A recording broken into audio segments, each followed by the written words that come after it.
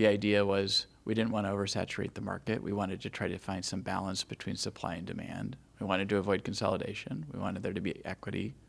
So 10 plus years on, especially with dropping prices, how would you sort of set this stage for where we're at? Yeah, I think it's, the evolution definitely is challenging. The market, when you look at a standard business marketplace, typically you have more retailers than manufacturers, and we don't have that in the cannabis market. Interesting. So is it the inverse then? Correct, yeah.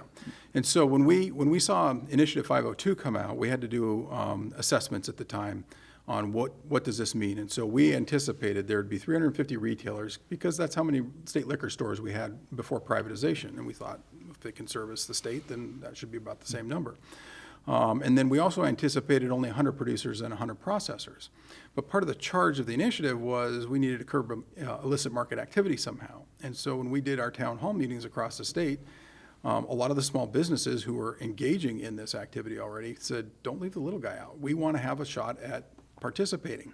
And so we made it much smaller in scale as far as how much you could grow, how many businesses you could own, those types of things. So we had put the cap as limit of 3 retailers, 3 producers, 3 processors. And then later the legislature increased the retailer to 5.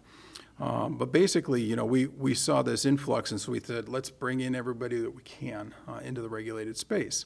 Well, that now in turn has this effect where we have more producers and processors than we have retailers, and so there's different market pressures being conducted with that, and the retailers have a lot of buying power and influence over pricing from the manufacturing side. So they can then drive down the price. You can check out the rest of the show by clicking on the link below or by watching Inside Olympia Thursday evenings at 7 and 10.